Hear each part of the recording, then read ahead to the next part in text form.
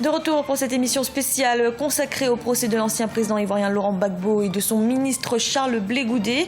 Nous vous proposons de suivre en direct de La Haye la suite des audiences.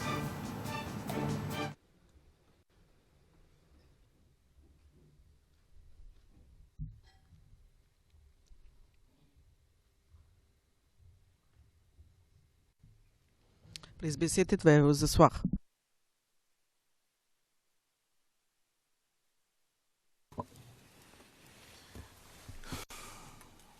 Juge président, rebonjour à tous. La parole au bureau du procureur. Le bureau du procureur. Merci, monsieur le président.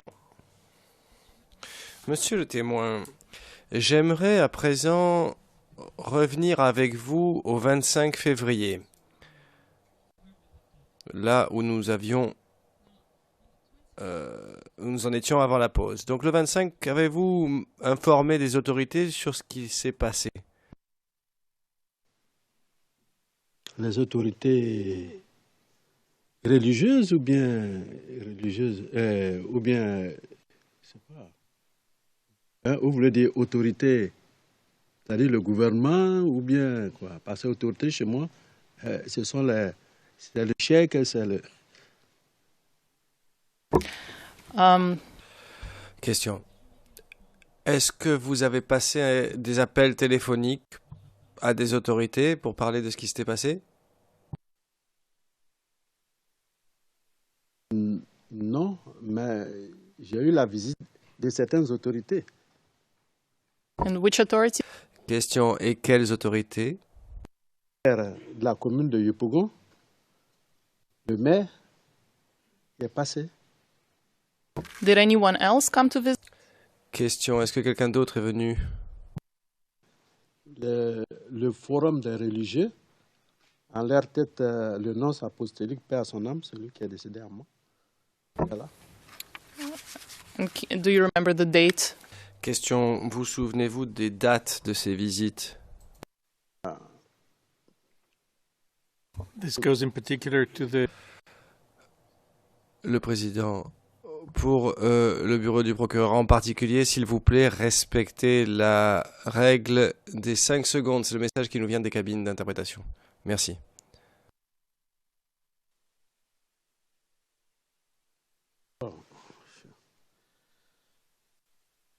Je disais que le maire était passé 2 jours après le 25, donc vers les 27, 28. En tout cas, la date précise, ça, je l'ai que dans mes documents.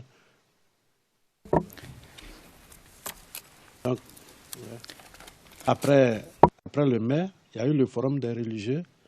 Et après, maintenant, il y a eu d'autres groupes qui sont venus, ce sont des ONG.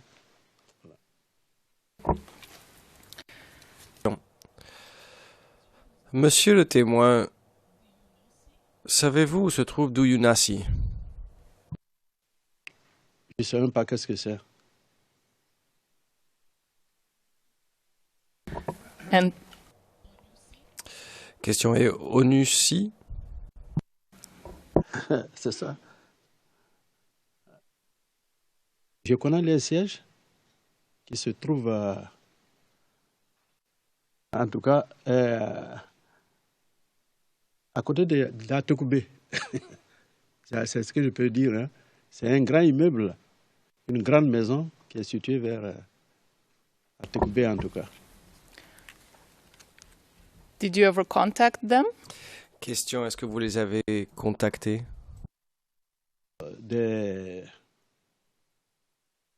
Au moins, le 20, et quand les miliciens sont arrivés le 25, et qu'il a commencé à avoir beaucoup de grabuge de gauche à droite, ben, on a appelé l'ONU ici. Moi-même, j'ai appelé. Personne avait donné un numéro. Je ne me rappelle plus du numéro, mais on a appelé. Cet appel a été entendu parce que au moment où l'avion survolait la mosquée, le gardien. Mr. Witness? Question. Monsieur le témoin, concentrons-nous vraiment sur ce que vous avez vu. Je ne souhaite pas vous interrompre, bien sûr, mais je voulais juste vous rappeler de donner des réponses particulières sur ce que vous avez vu, parce que malheureusement, nous n'avons pas beaucoup de temps. Can you just specify? Pourriez-vous juste préciser aux alentours de quelle heure vous avez passé cet appel téléphonique à l'ONUCI? Le problème d'heure, c'est compliqué. Hein. Parce que ces jours-là, il était difficile de se concentrer sur le temps. Hein. Mais je sais que c'est dans l'après-midi dans tous les cas. Question, je comprends. Est-ce que vous leur avez fourni des informations personnelles?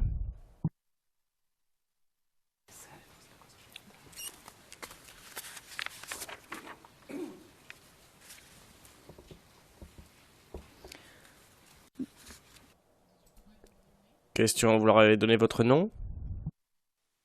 Non, non, non, non. Question. J'aimerais à présent que nous passions au jour suivant, le 26 février donc.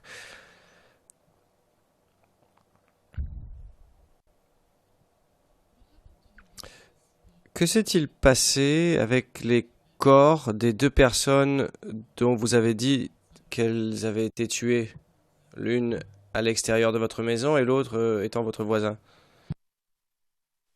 Le 26 au matin,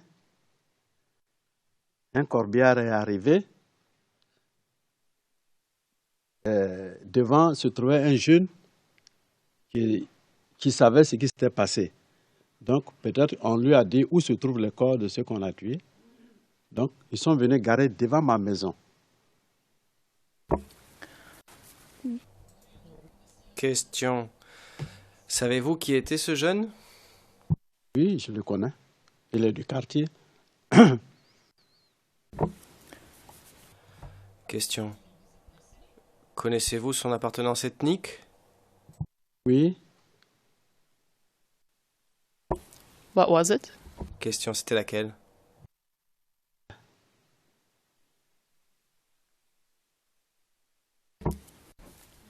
Do you know his political? Question, savez-vous son affiliation politique? Non.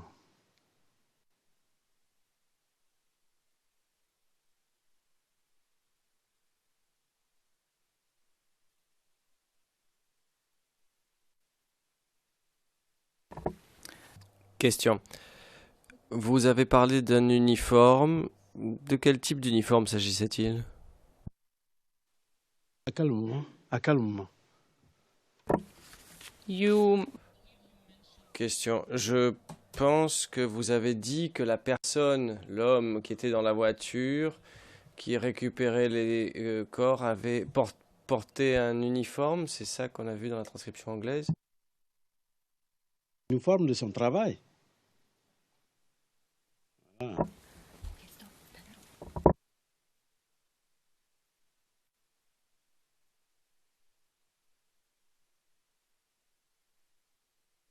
I understand there was an error. Question. Je comprends qu'il y a une erreur dans la transcription.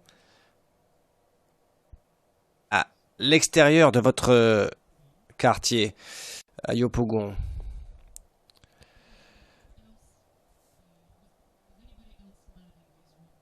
Y avait-il quelqu'un d'autre qui gérait ces barrages au-delà des miliciens? Nous faisons une objection puisque la question est posée de manière très générale et il faudrait peut-être d'abord poser la base, savoir si le témoin a vu des barrages ailleurs que dans son quartier, puisqu'il nous a dit que dans son quartier, il savait ce qui se passait, mais dans les autres quartiers, lui poser la question de savoir s'il savait, est-ce qu'il a vu des barrages, et s'il en a vu, à ce moment-là, on peut lui poser la question sur ce qu'il a vu. Merci, Monsieur le Président. I can Madame Bernedikova, oui, je peux accepter cela, Monsieur le Président. Le Président est bien Effectivement, je lui demanderai s'il avait vu des barrages routiers tout d'abord. Le procureur, monsieur le témoin, est-ce que vous-même avez-vous vu certains de ces barrages routiers? Non, je n'ai pas vu, puisque je ne sortais pas. Je n'ai pas vu de barrage, mais mes amis comme mes enfants m'informaient qu'il y avait des barrages sur la route. C'est tout. Mais moi, je n'ai pas vu, puisque je ne sortais pas.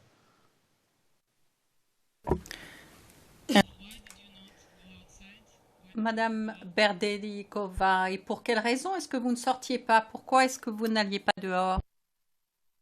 C'est une question de sécurité.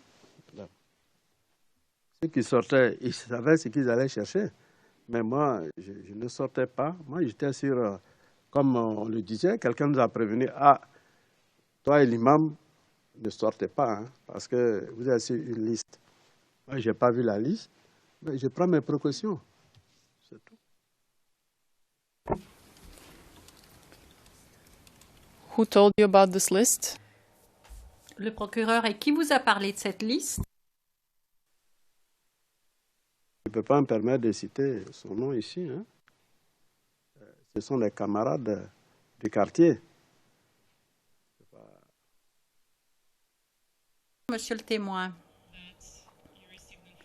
vous avez déclaré que vous aviez reçu des informations selon lesquelles votre nom figurait sur une liste. Est-ce que vous pourriez être plus précis sur ces informations, sur ce que contient cette liste? Ask this, Le président.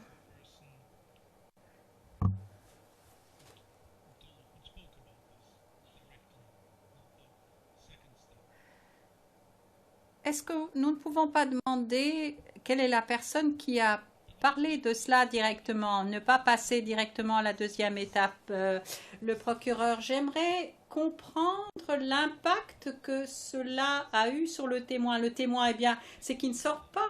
L'impact, c'est qu'il ne sortait pas. Donc, il ne voyait pas. Le procureur, bon, on peut s'en tenir là, Monsieur le Président. Le président, merci. Le procureur, monsieur le témoin, quelques questions pour terminer. Vous nous avez déclaré que vous ne quittiez pas votre maison à cause de raisons de sécurité. Qu'en est-il des autres membres de votre communauté? Est-ce qu'ils avaient les mêmes préoccupations? Oui. Il faut reconnaître que tout le monde avait peur, hein? Tout le monde avait peur des armes. Et de notre côté, on n'avait pas d'armes. C'est-à-dire, nous, les habitants de Doucouré et de Lem, on n'avait pas d'armes. Et les armes crépitaient tous les jours dans la journée au-dessus de nos têtes. Sortir, c'était pas... On n'allait plus à la mosquée. Personne ne partait prier. Chacun priait chez lui. Alors, on attendait des moments où on n'entendait pas les bruits, où on ne voyait plus les miliciens. On sortait pour aller faire une petite course ailleurs. Et puis on revenait, mais pas moi. Tout ce que moi je faisais, j'allais voir l'imam qui se trouvait dans le même quartier, mais un peu plus loin. On allait aussi le voir pour lui donner des informations que nous avons sur la situation. Bon.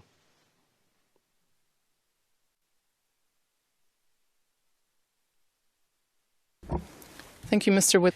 Le procureur, merci. Monsieur le témoin, j'en ai terminé avec mes questions pour aujourd'hui. Le président, eh bien, nous reprenons. Comme je le disais, je vais donner la parole au représentant légal des victimes. Le représentant légal des victimes, merci, Monsieur le Président. Je m'appelle Paulina Massida et dans cette affaire, je représente les intérêts des victimes qui sont autorisées à participer dans cette affaire.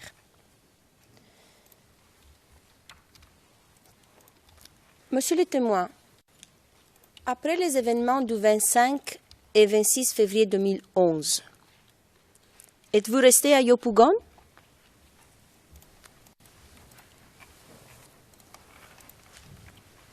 Jusqu'au 19 mars. Vous êtes resté à Yopougon jusqu'au 19 mars. Et après, vous avez quitté le quartier. Non, la ville. C'est de la Boaké.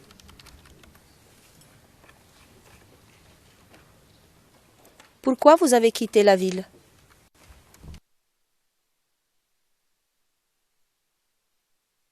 Problème de sécurité, toujours, comme j'y avais dit. On nous avait prévenu, l'imam et moi, qu'on était sur une liste. Donc, on a pris peur et on est parti. Et quand vous êtes rentré à Yopougon?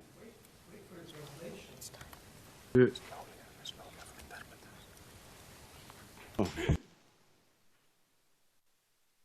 9 mai, parce que je confonds un peu les deux dates, la date de retour. Je sais que je suis quitté en mars et je suis revenu en mai. Mais les dates exactes, je crois que c'est 19 et 9 peut-être. Je suis revenu en mai en tout cas, en début du mois de mai, le 9 mai sans doute.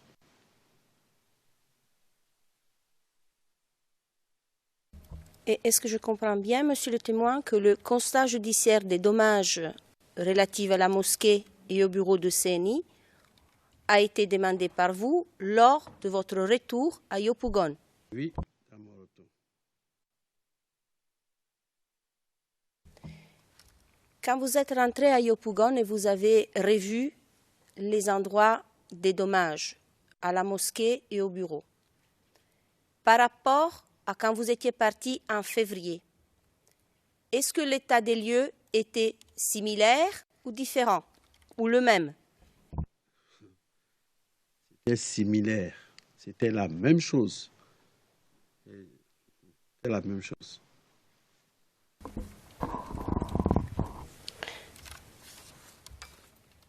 En ce qui concerne les dommages à la mosquée dont vous avez relaté ce matin, est-ce que la mosquée a été réménagée à aujourd'hui? Partiellement. On a fait la grande partie pour pouvoir prier.